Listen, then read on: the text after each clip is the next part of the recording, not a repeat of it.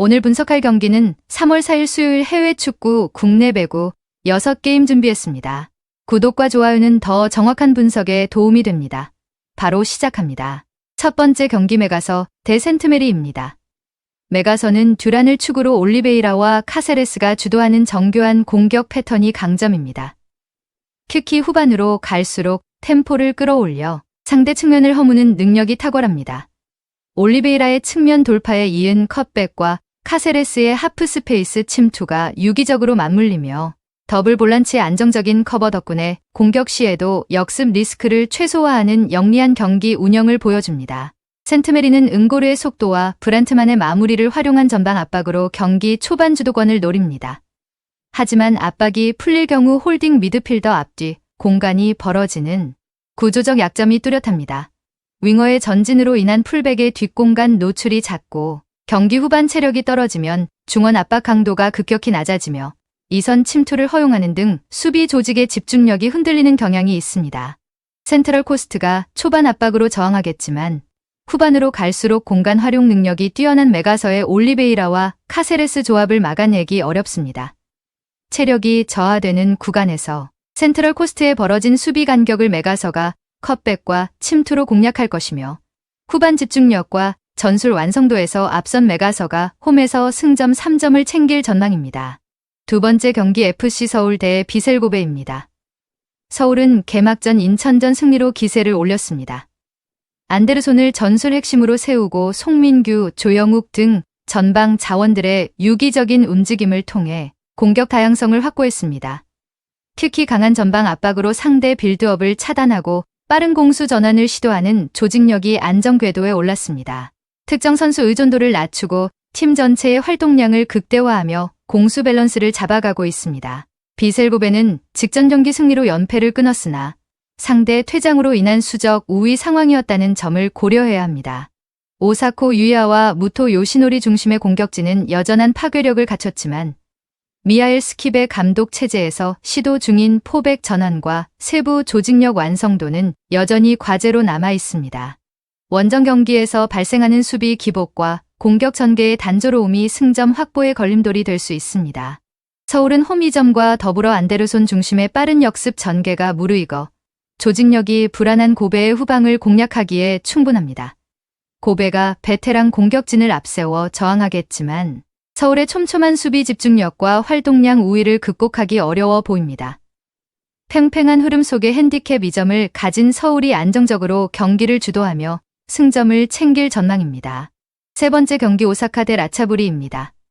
간바 오사카는 공식전 6경기 무패를 달리며 11년 만에 아시아 무대 토너먼트에서 저력을 보이고 있습니다. 데니스 휘맥과 세노 료타로를 필두로 한 공격진의 효율이 뛰어나며 미우라 겐타가 중심을 잡는 수비 라인은 후반 막판까지 높은 집중력을 유지합니다. 특히 홈에서는 중원 장악력을 바탕으로 경기를 주도하며 상대전 2연승이 증명하듯 체급 차이를 확실히 보여주고 있습니다. 라차부리는 창단 첫 토너먼트 진출이라는 역사를 쓰며 8강에 합류했습니다. 조나탄 캠드가 이끄는 수비 조직력과 골키퍼 캄폰 파톤마쿨의 선방 능력을 바탕으로 실점을 최소화하는 느 축구에 능합니다. 타나를 활용한 빠른 역습 전개가 위협적이지만 홈과 달리 원정 경기에서는 공수 밸런스가 무너지며 기복이 심한 모습을 보입니다. 결정적인 순간 마무리의 세밀함이 부족한 점이 과제로 꼽힙니다. 홈 2점과 토너먼트 경험에서 앞서는 간바 오사카가 라차부리의 밀집 수비를 뚫어낼 충분한 화력을 보유하고 있습니다. 라차부리가 수비 위주로 버티며 역습을 노리겠지만 중원 싸움에서 우위를 점한 간바 오사카가 경기를 지배할 전망입니다. 다만 라차부리의 수비 집중력이 나쁘지 않은 만큼 한 점 차 승부의 가능성을 고려한 행무도 보고 있습니다. 네 번째 경기 삼성화재 대 OK금융입니다. 삼성화재는 11연패라는 최악의 늪에 빠져 있습니다. 직전 대한항공전에서는 주포 아이가 부상 여파로 조기 교체되며 팀 내 두 자릿수 득점자가 단 한 명도 나오지 않는 빈공에 시달렸습니다. 어린 선수 위주의 구성상 경기가 한번 꼬이면 범실이 쏟아지는 등 멘탈 관리에도 취약함을 보입니다. 홈 성적 역시 3승 13패로 부진하며 아이의 컨디션 회복 여부가 유일한 변수입니다. 삼성화재는 4연패 중이지만 삼성화재에 비하면 전력의 안정감이 높습니다. 최근 디미트로프와 전광인의 화력이 주춤하며 연패를 허용했으나 송이체가 직전 경기 18득점을 올리는 등 분전하고 있습니다. 특히 올 시즌 삼성화재를 상대로 블로킹과 서브에서 우위를 점하며 상대 전적 2연승을 달리고 있습니다. 원정 5연패 흐름을 끊기 위해 주전 공격수들의 효율 개선이 시급한 시점입니다. 양팀 모두 연패 중이나 외국인 선수 의존도가 높은 삼성화재는 아이의 부상 변수와 심리적 위축이 심각한 상태입니다. 상대 전적에서 블로킹 우위를 점해온 OK저축은행이 삼성화재의 단조로운 공격을 효과적으로 차단할 것으로 보입니다.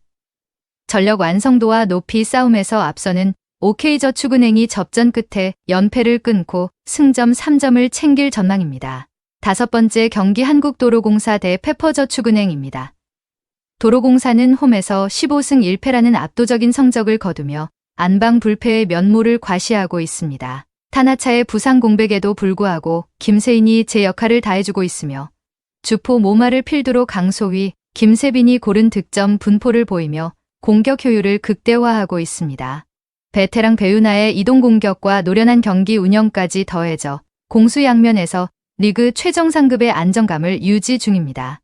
페퍼는 직전 흥국생명전에서 39득점을 몰아친 조이의 폭발력을 앞세워 대어 낚기에 성공했습니다. 최근 4경기 3승 1패로 상승세에 있으며 박은서와 시마무라의 지원 사격도 원활한 편입니다. 다만 안방에서의 기세와 달리 원정에서는 4승 12패로 상당한 기복을 보이고 있습니다. 화력은 강력하지만 수비 조직력의 유지와 범실 관리 측면에서 원정 경기 시 집중력이 떨어진다는 점이 극복 과제입니다. 페퍼저축은행 조이의 화력이 매섭지만 홈에서 단 1패만을 허용한 도로공사의 견고한 방패와 조직력을 뚫기는 쉽지 않습니다. 모마와 강소희의 안정적인 날개, 공격에 배우나의 중앙 옵션까지 갖춘 도로공사가 화력 대결에서 우위입니다. 페퍼의 저항으로 세트 접전이 예상되나 결국 안방의 힘을 앞세운 도로공사가 승점을 챙길 전망입니다. 마지막 경기 조오르 대 산프이로입니다. 조오르는 말레이시아의 절대 강자로 홈에서 매우 강력한 압박과 빠른 공수 전환을 선보입니다.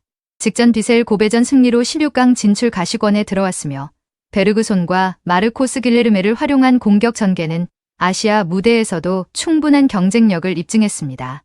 홈팬들의 일방적인 응원 속에 높은 집중력을 발휘하지만 공격 시 발생하는 수비 라인 사이의 간격 노출은 여전한 불안 요소입니다. 히로시마는 세트피스의 강력함과 조직적인 빌드업을 바탕으로 안정적인 경기 운영을 펼칩니다.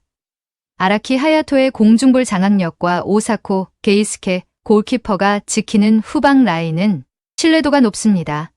최근 공식전 5경기 연속 실점을 기록하며 수비 집중력이 다소 흔들리고 중원 세대 교체 과정에서 세밀한 호흡이 부족한 모습도 보이지만 전체적인 전술 완성도와 경험 면에서는 조오르를 앞서고 있습니다. 조오르가 홈에서 강하게 몰아치겠지만 전술적 노련미와 세트피스 화력에서 앞선 히로시마가 경기를 지배할 가능성이 높습니다. 히로시마의 수비 집중력 저하가 변수이나 조오르의 수비 허점을 공략할 공격 루트가 더 다양한 편입니다. 다만 조오르의 홈 저항이 만만치 않은 만큼 접전 끝에 히로시마가 신승을 거두거나 무승부 가능성도 열려 있습니다. 오늘 경기의 종합정리는 히로시마, 도로공사, OK금융, 오사카, 서울메가서 승을 추천드립니다. 그 외 다른 조합픽은 텔레그램과 가족방에서 공유 중입니다. 오늘도 영상을 시청해주셔서 감사드립니다. 행운, 행복 가능한 하루 되시길 기원합니다.